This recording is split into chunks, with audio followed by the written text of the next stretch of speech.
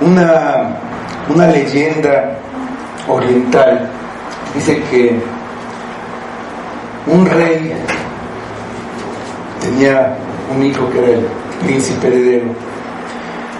Tenía un primer ministro que también tenía un hijo, y pues se educaron juntos, preparándose para reinar algún día.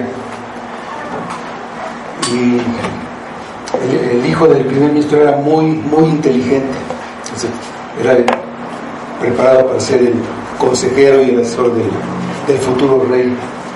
Murió el rey, llegó el nuevo rey, su primer ministro, y él le dijo a su amigo, a su consejero, que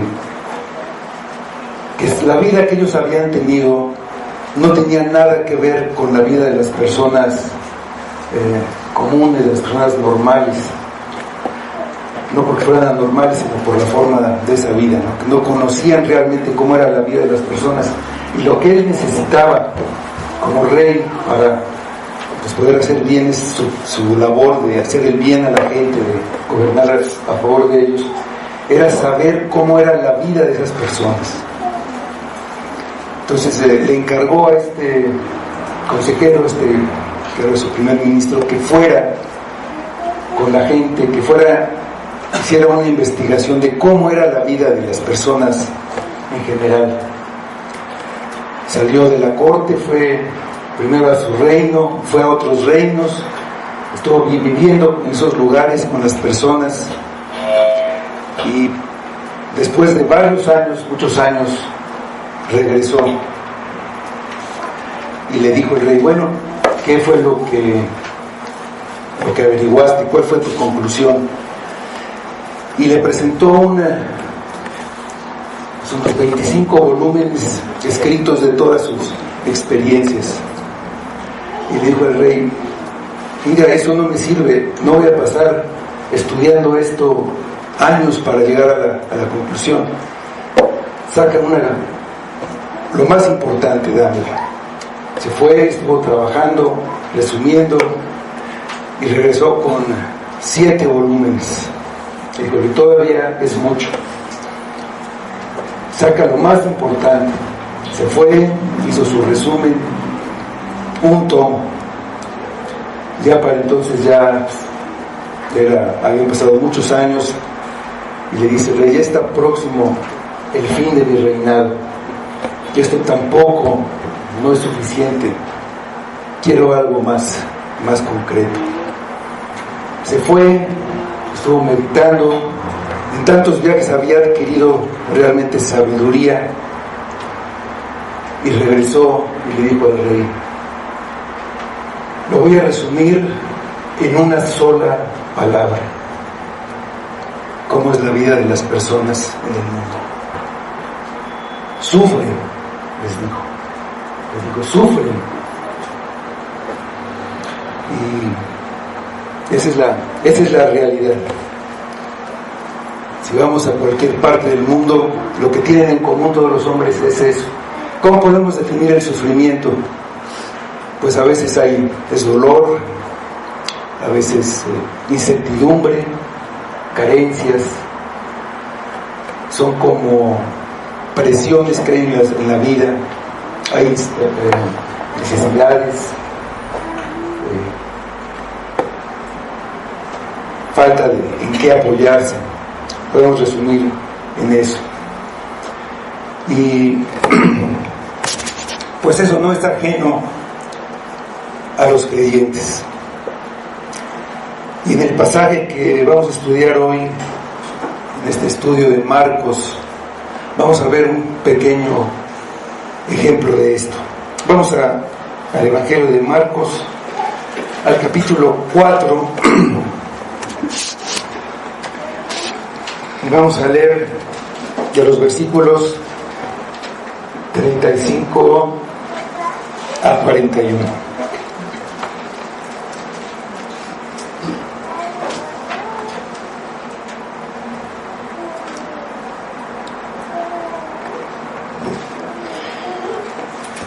Y aquel día, cuando llegó la noche, les dijo: pasemos al otro lado. Y despidiendo a la multitud, le tomaron como estaba en la barca, y había también con él otras barcas. Pero se levantó una gran tempestad de viento y echaba las olas en la barca, de tal manera que ya se anegaba.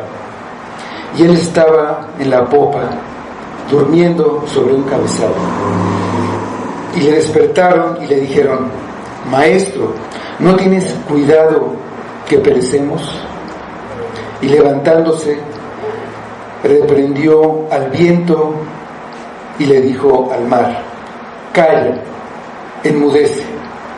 Y cesó el viento y se hizo grande bonanza. Y les dijo: ¿por qué estáis así amedrentados? ¿Cómo no tenéis fe? Entonces temieron con gran temor y se decían el uno al otro: ¿quién es este que aún el viento y el mar le obedecen? Vamos a hablar. Señor, pues te damos gracias por tu palabra, por lo que nos enseñas a través de ella, por lo que nos enseñas de Cristo y de nosotros, y te pedimos que nos des de tu Espíritu, que es lo que necesitamos para que la palabra sea viva en nosotros, para que dé fruto, para que crezca nuestra fe, nuestra confianza, para que crezca nuestro amor por Cristo y llegue a ser lo que debe de ser para nosotros, nuestro Rey, nuestro único valor en este mundo. Ayúdanos, Padre, guía este tiempo, obra en nosotros libremente con tu Espíritu, según tu gracia y tu voluntad, y que todo sea para tu gloria. Te pedimos por Cristo. Amén. Bueno, aquí vemos cómo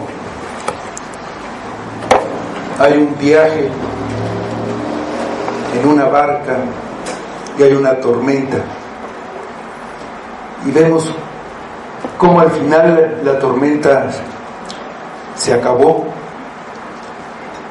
Entonces un título para esta predicación sería: ¿cómo tratar con las tormentas? Regresando un poquito para llegar a este punto, los discípulos habían estado aprendiendo de Jesús las verdades del reino de Dios mediante las explicaciones de las parábolas que Jesús predicaba a toda la multitud. Estas verdades, por el momento, parecen ocultas a los que se han acercado a Él, pero con un corazón incrédulo. Y con más razón, permanecen ocultas para los que se han opuesto a la llegada del reino y aborrecen al Rey que se está mostrando ante ellos, pero son reveladas a los que están con Él, a los que están cerca de Él. Jesús ha estado predicando desde una barca para mantenerse a cierta distancia de la multitud. Con todo conocimiento y autoridad ha dado la clave para entender el reino de Dios. La palabra es el poder que Dios usa para establecer su reino. Así como la creación se llevó a cabo por su palabra, de la misma manera su palabra hace una nueva creación en las personas, les da nueva vida, las hace nuevas criaturas, las hace nacer de nuevo.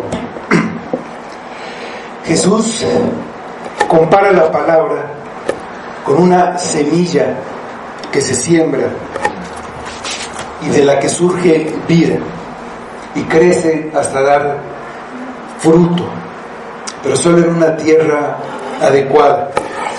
La tierra es comparada con un corazón, y hay corazones en que la palabra no entra por su dureza. Hay en los que entra profundamente, pero hay otros en los que no entra más que superficialmente. brota y se seca. Hay otro en los que empieza a crecer, pero hay mala hierba, espinos, que son otras prioridades antes que el reino, cosas del mundo que no dejan crecer la palabra, y entonces no puede haber fruto. Pero en los corazones fértiles da fruto abundante. El fruto no puede mantenerse oculto, se ve, es como una luz que debe ponerse en un candelero, en un lugar adecuado para que ilumine. A final de cuentas, lo que está oculto en los corazones de cada hombre va a salir a la luz.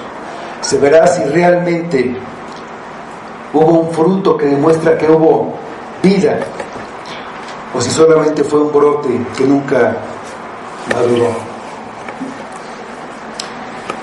También explicó que el reino de Dios crece por el poder y la voluntad de Dios. Los discípulos solo siembran, solo predican, no saben cómo germina y crece la semilla que sembraron en el corazón de esas personas. Pero después de un tiempo, Dios hace crecer y va a recoger el fruto. La última comparación que hizo, lo hizo con una semilla muy pequeña, como un grano de mostaza. De ahí crece una planta muy grande. El reino de Dios en un comienzo es insignificante, pero crecerá hasta abarcar toda la tierra. Al final será un único reino. Todos los demás dejarán de existir, como pues ya muchos imperios de la historia han desaparecido. Después de esta explicación a la gente, de sus discípulos en privado, hay un viaje en barca, de los versículos 35 y 36. Aquel día, ese mismo día de la explicación y de esta predicación de Jesús, si aquel día, cuando llegó la noche, les dijo: pasemos al otro lado.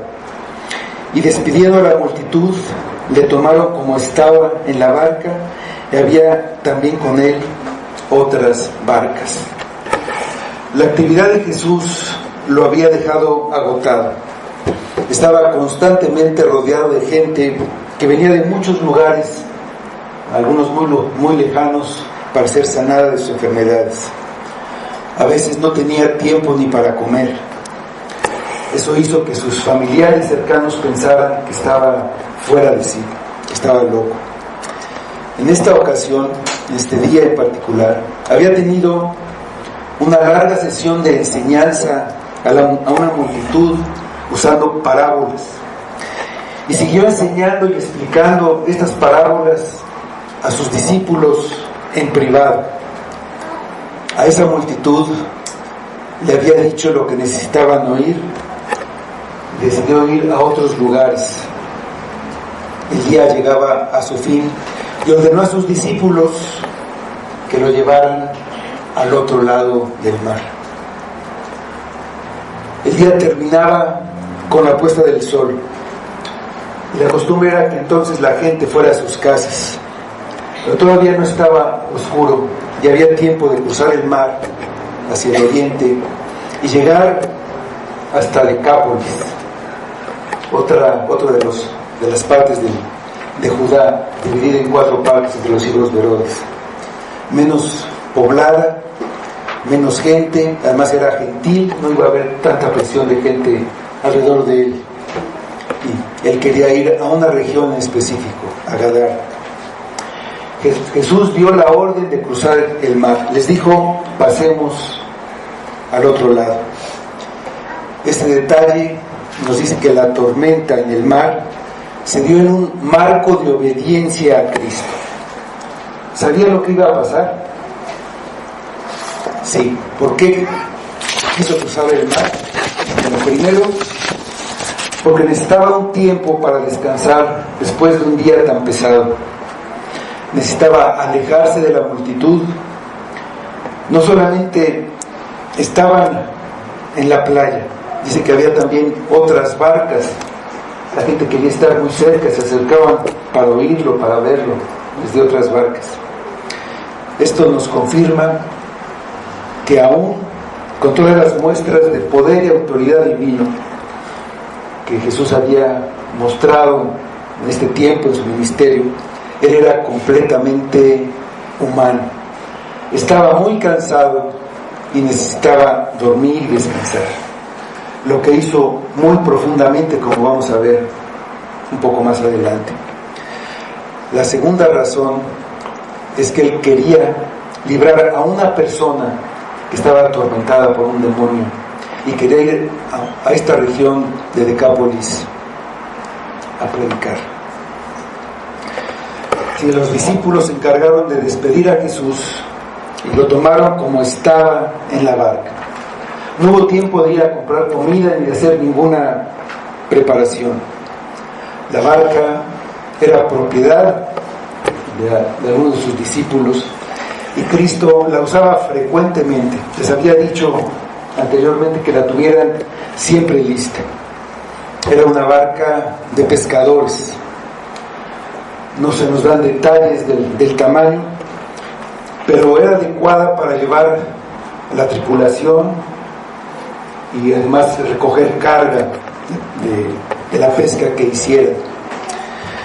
Se han encontrado barcas de esta época y pues se puede tener una idea de cómo era. Era de poco más de 8 metros de largo, de casi 2,5 de ancho y 1,20 de altura. Y dice que también había otras barcas, pero después no leemos qué pasó con ellas, si trataron de cruzar o se quedaron de ese lado del mar.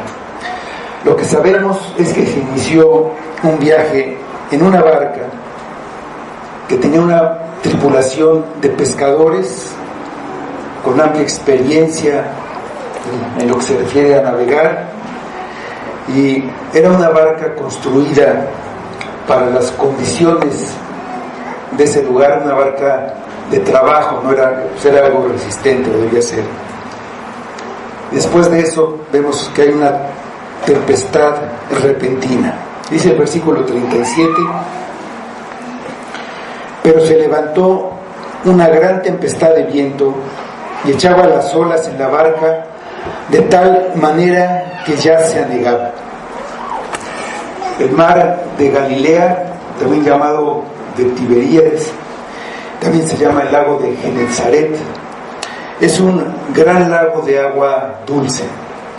Mide en sus partes más anchas y más largas 21 kilómetros de largo y 13 de ancho. En su parte más profunda tiene 48 metros de profundidad y está 200 metros por debajo del nivel del mar. El término que se usa como tempestad significa huracán. Es una tormenta de viento. Puede ser que hubiera lluvia, pero no necesariamente. No se dieron cuenta los discípulos de que se aproximaba una tormenta.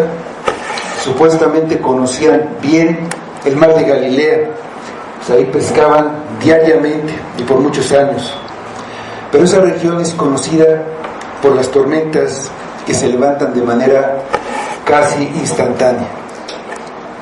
La razón son los vientos fríos que bajan del monte Hermón, que está a casi 3,000 metros de altura, y pues bajan, está en las alturas del Golán, cerca de ahí, bajan y chocan con el aire caliente que sube del mar y se forman corrientes de aire que provocan pues olas de hasta 10 metros de altura. Dice que el viento echaba las olas en la barca de manera que se anegaba, ya se inundaba. Dicen los expertos que si una ola de una altura igual al largo que tiene la embarcación pega de un costado, pues la barca se hunde, no aguanta eso. Era una situación crítica. La vida de todos estaba en peligro. Todos estaban haciendo todo lo posible por mantener la embarcación a flote. Seguramente pues, tiraban todo lo que era inútil y estaban sacando el agua, lo que llaman achicar, sacando el agua pues, con cubetas, con lo que pudieran. Estaban tratando de salvarse, de llegar a una orilla, de alguna manera, desesperados. Y aquí tenemos la primera enseñanza de este viaje. Cristo estaba con ellos, en la misma barca, y ellos estaban ahí por obediencia a Cristo. Y sin embargo, estaban en graves problemas.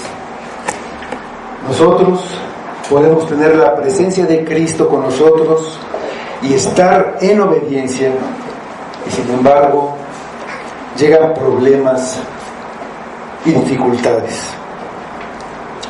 Dice el apóstol Pedro en su primera carta que las pruebas y aflicciones son necesarias y que son motivo de alegría para los verdaderos creyentes. ¿Por qué?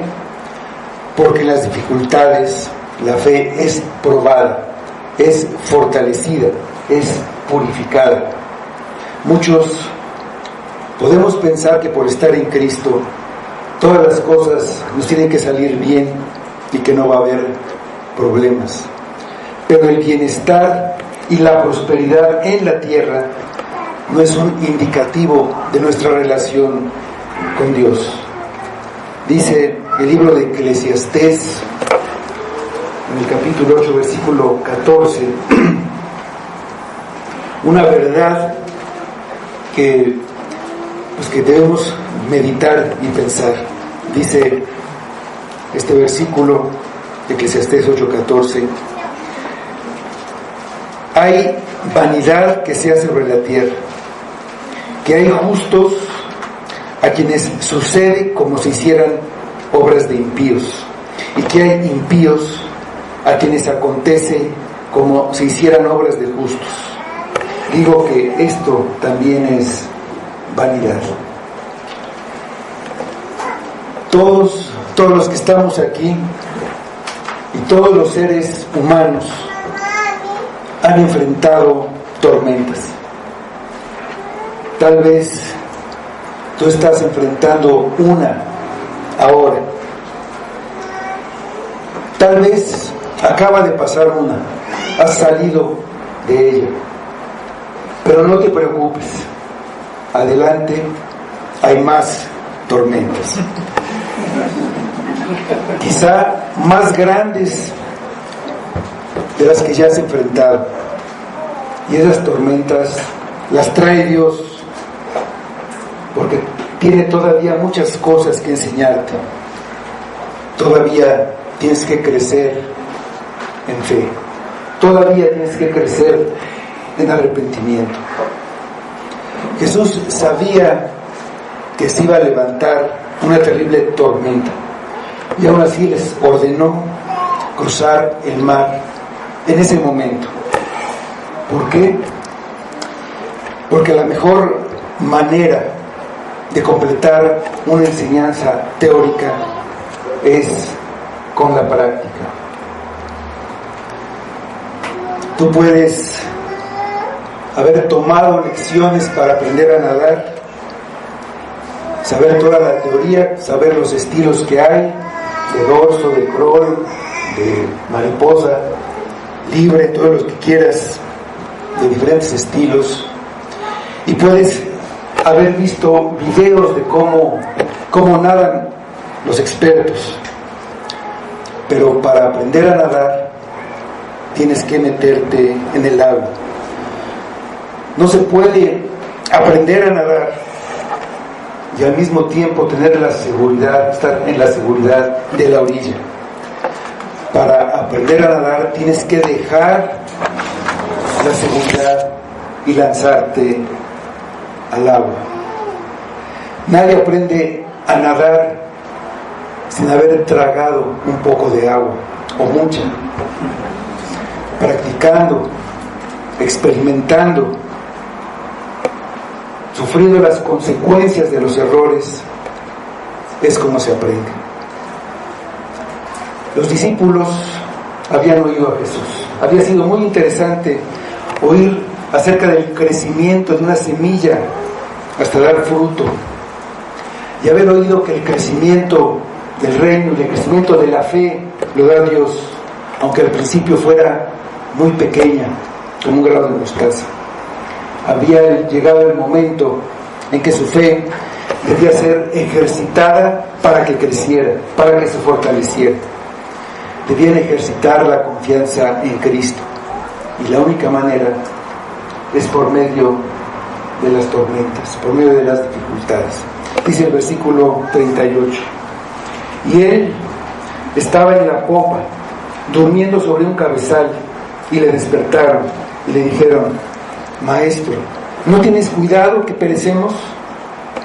Jesús estaba en la popa, es la parte de atrás de la embarcación, desde donde generalmente se controla, donde están los mandos.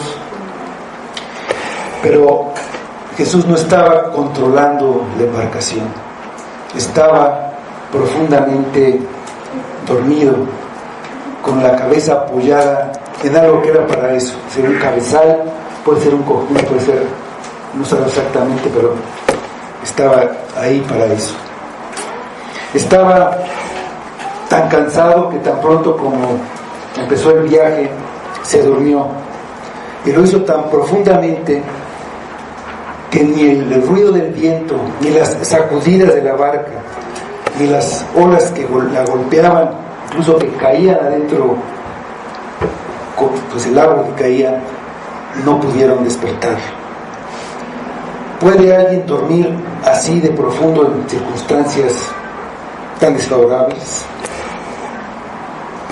El profundo sueño señala el cansancio y la debilidad que tenía Cristo en ese momento. Si no podía levantarse cuando la vida de todos estaba en peligro. Todos los demás estaban haciendo todo lo que podían para mantener la barca a flote. En un principio pensaron que ellos podían solos, no pensaban en despertar a Cristo.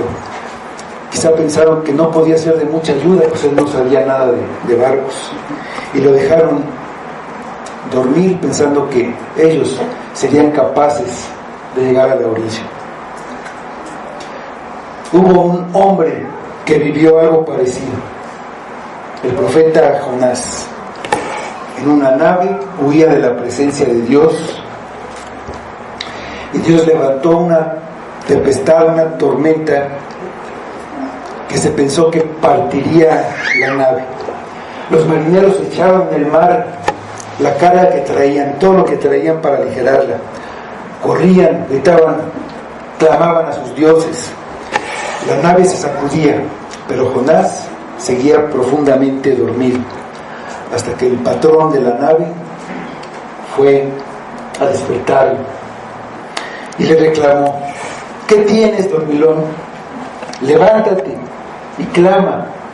¿No ves lo que está pasando? ¿No te importa? ¿No te das cuenta? Jonás estaba en desobediencia. Endurecerse contra el llamado de Dios y todo el caos que había causado el querer huir de su presencia, el pecado lo agotó, lo tenía cansado. A veces la tristeza, otros sentimientos fuertes consumen a las personas y las debilitan. No pueden hacer otra cosa más que dormir. Por el contrario, Jesús estaba agotado, pero su confianza era total en su Padre, sabiendo que Él nunca falla, y por eso podía descansar en Dios. Muy diferente, pero era la misma situación. Jonás sabía que la tormenta era causada por su desobediencia. para salvar a los marineros, les dijo que lo echaran al mar. Se ofreció a sí mismo para que ellos, los marineros, vivieran. Fue echado al mar y murió simbólicamente. Estuvo en una tumba simbólica, en el interior de un gran pez, 3 días y 3 noches. Y los marineros fueron salvados. Aquí, la tormenta no era culpa de Jesús, era parte del aprendizaje que necesitaban sus discípulos. La tormenta fue traída por Dios, de hecho fue decretada por Dios, como todas las cosas que suceden. Pero Jesús fue más allá que Jonás, se dio a sí mismo por amor. Él ama a sus discípulos y por eso les da a conocer las cosas del reino. Los considera sus amigos. ¿Por qué? Porque ellos lo obedecen. Vamos a ver esta verdad tan importante en Juan, el Evangelio de Juan 15, versículos 13 y 14. Jesús ama y ama a sus amigos, y sus amigos son los que lo aprecian tanto que obedecen lo que él dice. Dice en estos versículos: nadie tiene mayor que este, que uno ponga su vida por sus amigos. Y vosotros sois mis amigos si hacéis lo que yo os mando. Jesús puso su vida por sus amigos, por los que hacen lo que Él les manda. Y lo que Jesús manda es que te arrepientas y creas el Evangelio, que recibas la palabra con humildad, sometiéndose a su autoridad y entrando en su reino. Hay una tormenta final más grande que todas las tormentas que ha habido en la tierra en toda la historia. Esa tormenta es por causa tuya. Tus pecados han levantado contra ti una infinita tormenta, la tormenta infinita de la ira de Dios por tu rebelión contra el Rey que vino a instaurar su reino y que tú has rechazado abiertamente y lo aborreces porque no quieres otra autoridad sobre ti que no seas tú mismo. Tal vez te has acercado con entusiasmo porque has visto su poder y quieres ser beneficiado de alguna manera. Lo sigues porque piensas que algo te va a dar, que algo vas a obtener. Pero cuando Él traiga dificultades y no te permita que tú hagas tu voluntad, primero dudarás y luego te alejarás, le darás la espalda.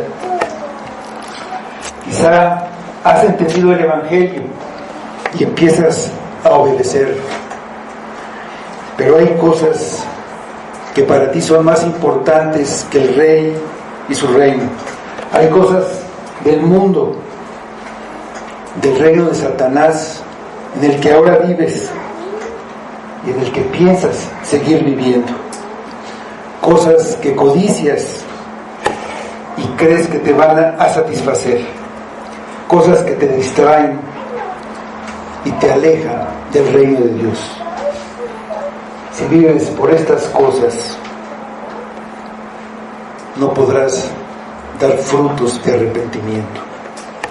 Entonces vendrá la gran tormenta y tendrás que enfrentarla tú solo. Ya no podrás recurrir a Jesús y nadie más puede ayudarte. Jesús vio esa gran tormenta y se dio a sí mismo. Tomó el pecado de sus amigos y lo llevó a la cruz para que ahí fuera castigado en su persona. Murió en lugar de los que lo aceptan como rey.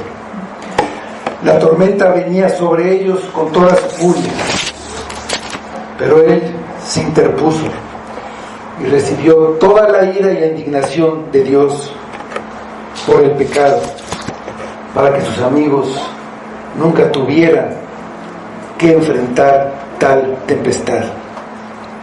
En un tiempo, ellos eran enemigos de Dios, aborrecían a Dios como todo hombre y no querían tenerlo en sus vidas. Por consiguiente, Dios los aborrecía a ellos, pero Cristo con su muerte pagó el castigo que ellos merecían y los reconcilió con Dios. Logró no solo el perdón, sino que acabó con la enemistad.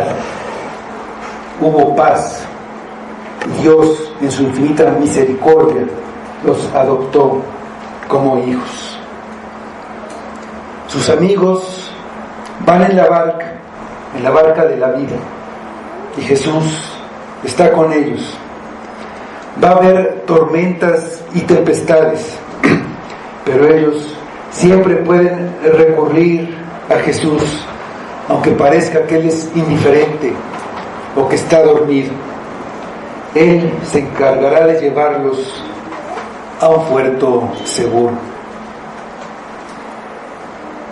Obedece a Cristo. El reino se ha acercado. Arrepiéntete y cree el Evangelio. Cree en Cristo, el único mediador entre Dios y los hombres, el único que te puede reconciliar con Dios, para que ya no haya enemistad entre Él y tú. Reconcíliate con Dios. Los discípulos despertaron a Jesús llenos de desesperación. Estaban llenos de terror, pensando que iban a morir. Aunque algunos eran expertos marineros, ya no les quedaba otra opción que recurrir a alguien que no sabe nada de barcas y tormentas. Su fe fue probada en cosas de su vida cotidiana, en lo que ellos hacían todos los días. Las tribulaciones en nuestra vida muchas veces nos muestran nuestra incapacidad, aún en lo que creemos que conocemos y dominamos. Eso nos quita el orgullo y la autosuficiencia y sirve para llevarnos con toda humildad ante el trono de gracia. Los discípulos le hicieron un reclamo a Jesús como los marineros lo hicieron a Jonás, como si su actitud fuera irresponsable. ¿No te importa que perezcamos? Como diciendo, despiértate y ayúdanos. ¿No te importa lo que nos pase a nosotros, que somos tus amigos, tus discípulos? Hay veces que nosotros estamos pasando por circunstancias difíciles. Sentimos que nuestra vida está pasando por una tormenta y tenemos miedo. Tenemos la idea de que a Dios no le importa lo que está pasando y que Dios no contesta nuestras oraciones. Pero eso es parte de nuestro aprendizaje y a veces puede ser necesario que la situación se prolongue por largo tiempo. Pero Dios siempre tiene el control total de nuestras vidas, de las vidas de los que están a nuestro alrededor y de todo lo que pasa en el mundo, aunque parezca que no está haciendo nada. La fe nos debe hacer ver que la tormenta no nos va a hundir. Siempre llegaremos al puerto eterno, al que Cristo nos guía. No vamos a llegar tal vez al puerto que nosotros queríamos, pero sí al puerto eterno, al que Cristo quiere llevarnos. Pablo tenía un aguijón en la carne y pedía a Dios que se lo quitara varias veces. La respuesta a su petición de parte de Dios fue: bástate mi gracia. Y entonces Pablo pudo gloriarse en sus debilidades. Pedro aprendió de esta y de otras ocasiones, y después escribió en una de sus cartas, echando toda vuestra ansiedad sobre Él, echad toda vuestra ansiedad sobre Él, porque Él tiene cuidado de vosotros. Dicen los versículos 39 y 40. Y levantándose reprendió al viento y dijo al mar: calla, enmudece. Y cesó el viento y se hizo grande bonanza. Y les dijo: ¿por qué estáis así amedrentados? ¿Cómo no tenéis fe? Jesús no se molestó por el reclamo, quizá un poco insolente, que le hicieron sus discípulos. Él no tenía miedo, aun viendo la tempestad. Él tenía una confianza absoluta en su Padre. Y les preguntó: ¿cómo no tienen fe? Otra traducción dice: todavía no tienen fe, recordándonos que esa fe va creciendo, que empieza así como un grano de mostaza, pero Dios da el crecimiento. Después de lo que han visto y oído, podemos pensar que deberían tenerla, pero nosotros, el mayor peligro no eran las olas ni el viento, sino la incredulidad. El problema no está en lo que pasa a nuestro alrededor, sino en nosotros mismos. Después de lo que hemos visto y oído, muchas veces tenemos miedo en las tormentas. Cristo se levantó e hizo valer su autoridad sobre los elementos de la naturaleza. Ordenó al viento y al mar, y al instante obedecieron. Vino la calma para tranquilidad de sus discípulos. Hizo una gran calma.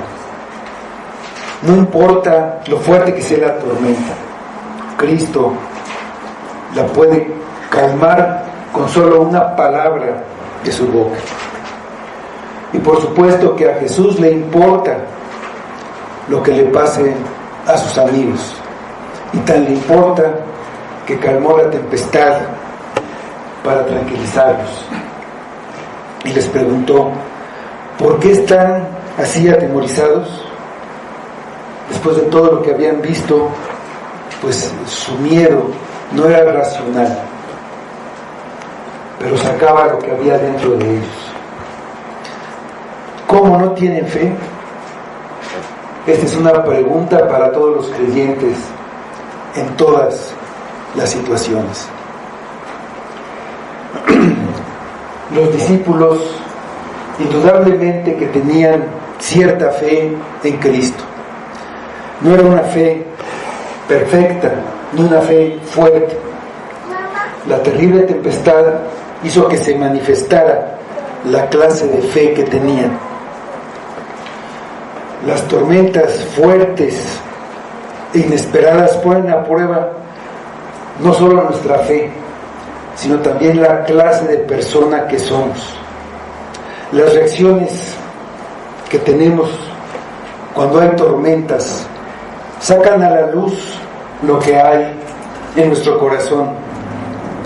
Algunos se enojan con Dios y así están mostrando que siguen a Cristo solo porque esperan que les vaya bien.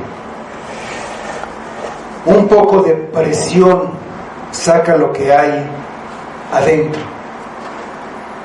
Las olivas se les presiona y sale aceite.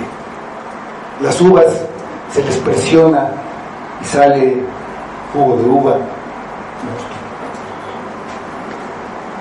En nuestra vida siempre hay presión, siempre. Y a veces esa presión aumenta. Estamos en dificultades y llega la noticia de una enfermedad de alguien cercano y una presión económica, y sigue la presión aumentando. ¿Qué es lo que sale de nosotros? Tú ya has pasado por eso. ¿Qué es lo que ha salido? Ha salido aceite para ungir las heridas de los que están lastimados. Ha salido el jugo para alegrar a los que están tristes. O ha salido lo agrio, lo amargo de un limón echado a perder. Y te has vuelto contra todos, contra Dios en primer lugar. ¿Qué es lo que hay en ti? Te puedes conocer cuando pasan esas situaciones. Cuando todo te va bien, todos somos muy lindos. Por eso tenemos que arrepentirnos y volver a Cristo. La enseñanza es lo más importante. Confiar en Cristo es lo único sensato. Él, siendo humano, entiende cómo nos sentimos y se compadece de nosotros. Cuando platicamos con alguien y nos enteramos de las grandes calamidades por las que está pasando, la mayoría de las veces no sabemos ni qué decir. Podemos decir: lo siento, te acompaño en tu dolor, voy a orar por ti. Pero la mayoría de las veces no podemos ni siquiera entender. Nos dolemos genuinamente, pero pocas veces podemos entender realmente lo que está pasando. Eso solamente cuando nosotros ya hemos pasado por ahí. Pero con Cristo es muy diferente. Él entiende perfectamente y se puede compadecer de nosotros, porque pasó por mucho más de lo que nosotros podamos pasar. Fue rechazado, fue perseguido y despreciado, aún por su propia familia, que pensaban que estaba loco. Fue traicionado por un amigo, por el que comía pan con él. Fue negado por otro de sus amigos. En su traición fue apresado, humillado, golpeado, herido, escupido y torturado, hasta que murió como un criminal. Fue varón de dolores, experimentado en quebranto, y todo eso para librarnos a nosotros. Él murió, se dio por nosotros, para que nosotros viviéramos. Todo lo hizo como hombre. Se ofreció a sí mismo como un sacrificio para quitar nuestro pecado. Pero como hombre entiende por lo que pasamos, entiende nuestras tentaciones, porque Él fue tentado en todo, pero Él nunca pecó. En Hebreos 4, versículos 15 y 16,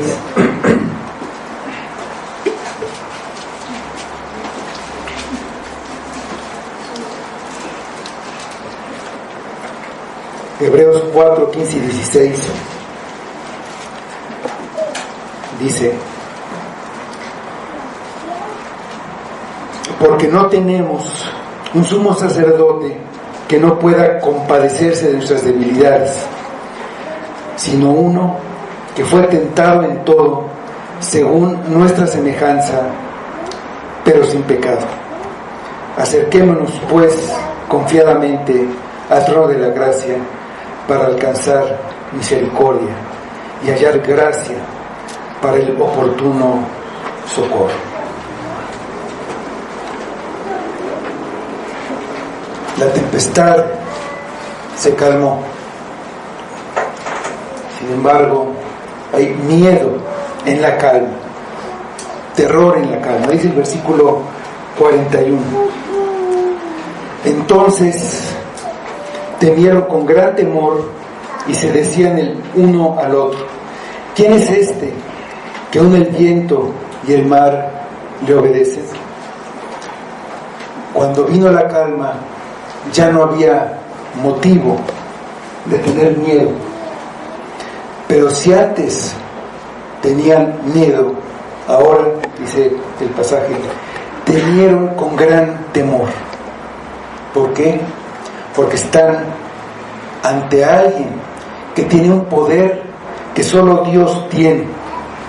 Ellos son sus discípulos y han visto grandes manifestaciones de poder, pero todavía no conocen a Cristo como deben conocerlo. A veces nosotros tampoco lo conocemos como debemos conocerlo. Es alguien que nos puede ayudar, es alguien, además de otras cosas, otros apoyos que tenemos. Pero si Cristo no es todo para ti, entonces no es nada. Ellos han pensado que estaban en la presencia de Dios por todo lo que han visto, pero sus mentes no pueden entender cómo puede ser que un hombre que hace unos momentos estaba dormido, agotado en la popa de la barca, sea Dios. Era un hombre con debilidades y sin embargo podía hacer algo que solo Dios podía hacer. Las personas estudiosas que se pueden estudiar a fondo el universo, los astrónomos, los que han visto la maravilla de la creación, muchos de ellos se rinden ante la grandeza del que hizo esas maravillas. Hay algunos que se sienten grandes científicos porque entraron a una clase de física cuántica y entonces piensan que tienen la sabiduría para dudar de Dios. Pero los que están en contacto con la naturaleza diariamente, que han visto el poder que tiene pues la naturaleza y mucho más el que hizo esa naturaleza, saben el poder de Dios. Los hombres de mar lo saben perfectamente. Vamos al Salmo 107, 23 a 30. Y estos hombres de mar son solo un ejemplo. Los médicos, científicos de verdad, científicos inteligentes como Newton, como Einstein, ellos sí conocen, sí reconocen a Dios. Y aquí esos marineros, los que andan en el mar, dice este salmo, los que deciden armar en naves y hacen negocio en las muchas aguas, ellos han visto las obras de Jehová y sus maravillas en las profundidades, porque habló e hizo levantar un viento tempestuoso que encrespa sus ondas. Suben a los cielos, descienden a los abismos, sus almas se derriten con el mal, tiemblan y titubean como ebrios, y toda su ciencia es inútil. Entonces claman a Jehová en su angustia y los libra de sus aflicciones. Cambia la tempestad en sosiego y se apaciguan sus ondas. Luego se alegran porque se apaciguaron y así los guía al puerto que deseaban.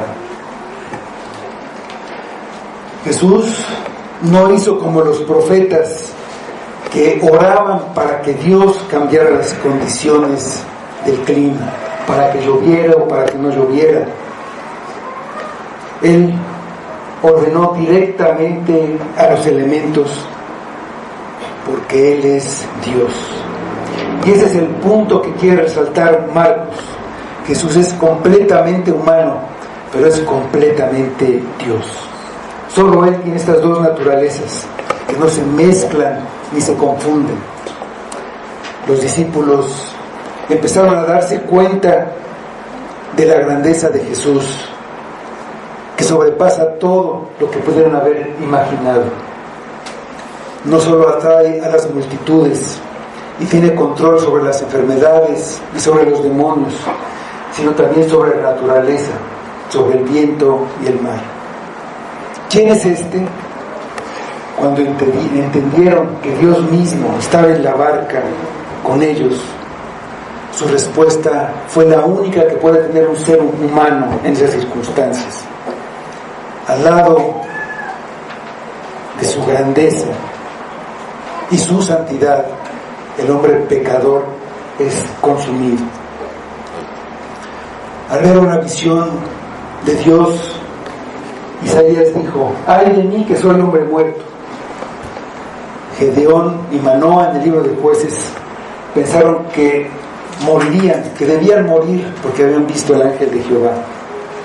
Los profetas Ezequiel y Daniel, ante una visión de la gloria de Dios, cayeron postrados sobre sus rostros. Pablo cayó a tierra y quedó ciego por un tiempo al ver la gloria celestial de Cristo. Juan, cuando se le apareció Cristo glorificado en la isla de Patmos, cayó como muerto a sus pies. Estar delante de Dios debe dar temor, y todos vamos a estar ante su presencia. ¿Cómo vas a llegar ahí? ¿Siendo su amigo o su enemigo? Vamos a orar.